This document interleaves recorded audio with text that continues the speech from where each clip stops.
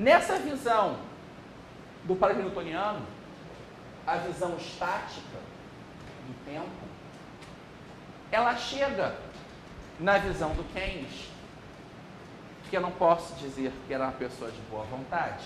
Ele era muito inteligente para defender o que ele defendia e levar adiante.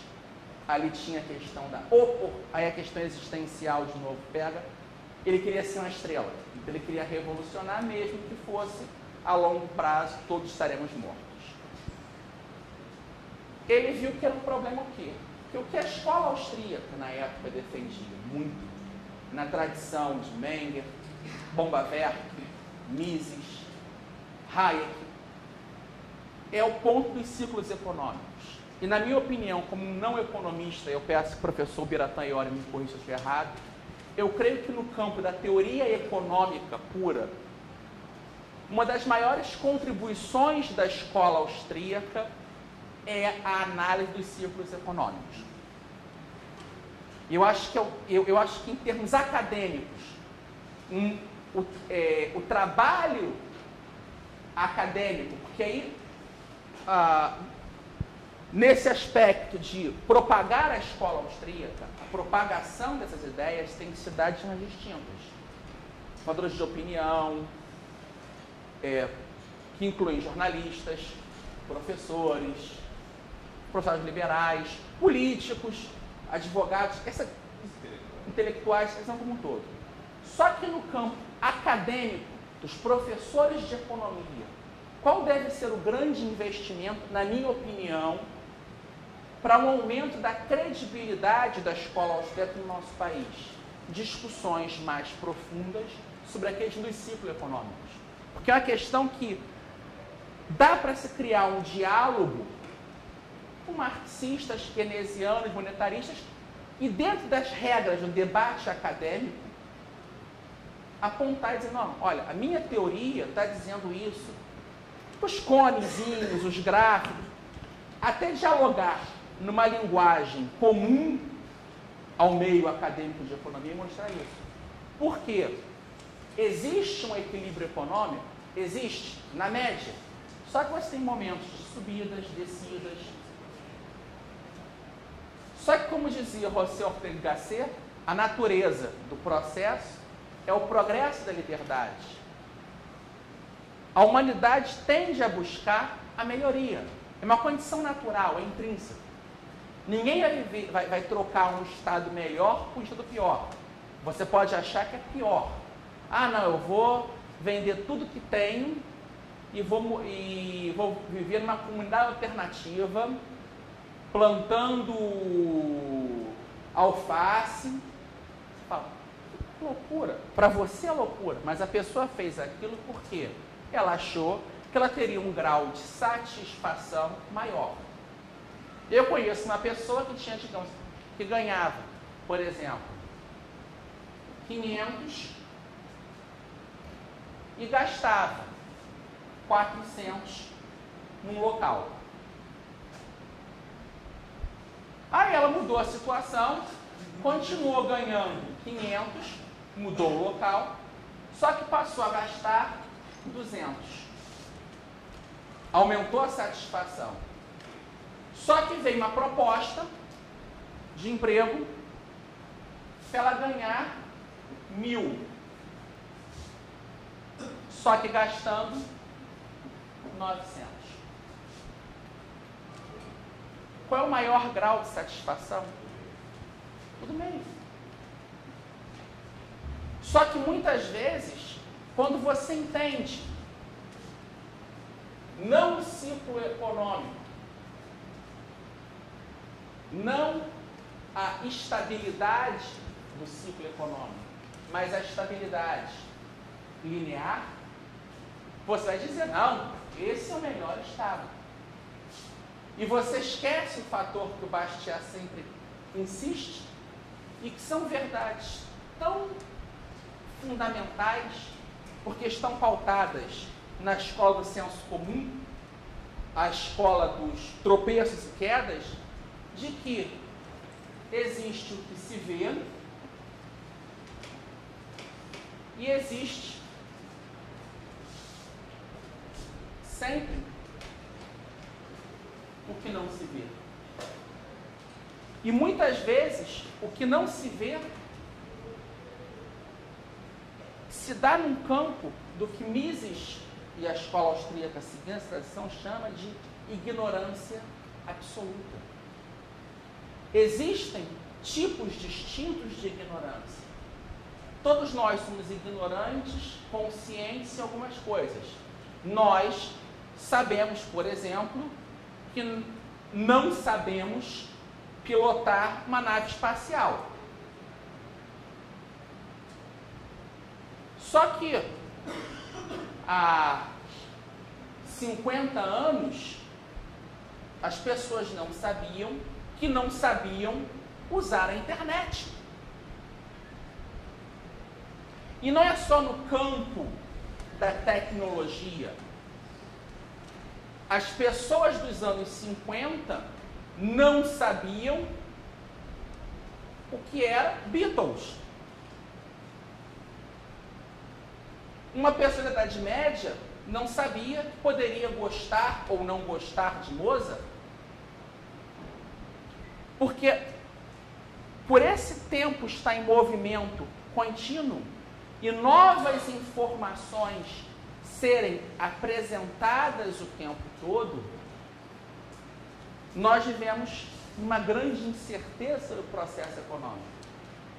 Diante disso, a teoria da praxeologia, Mises tenta fazer as chamadas construções mentais para explicar certas teorias. Então ele dá pressupostos como se fosse possível parar de do tempo, se o mercado não trouxesse novas informações, se a tecnologia parasse, a economia fosse cíclica, retroalimentasse.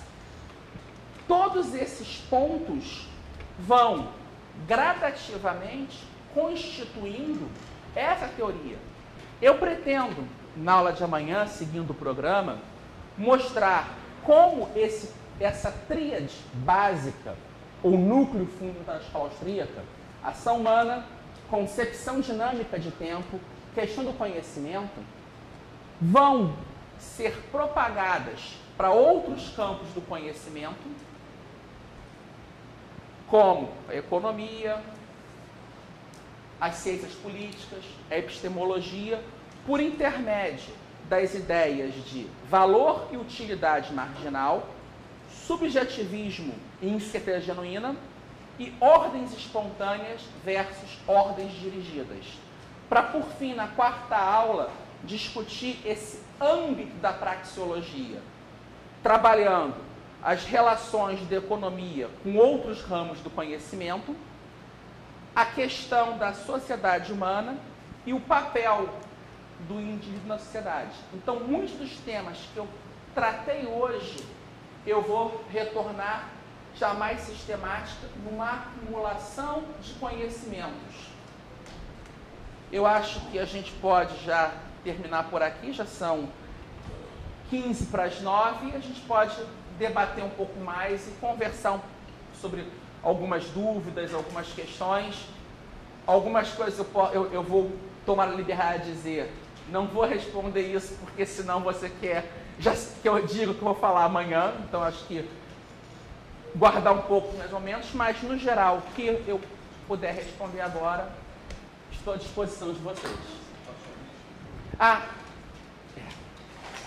lista.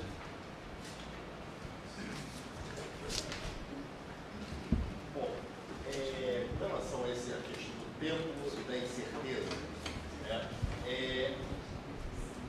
vou colocar isso aqui, eu já falei isso com o professor Biratã, não sei se você concorda, se eu estou extrapolando, não sei, que a matemática é cada vez mais dispensável na economia. Isso é verdade ou é uma viagem minha individual?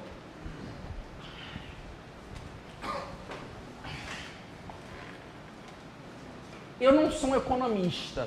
Eu me sinto um pouco desconfortável de dizer isso.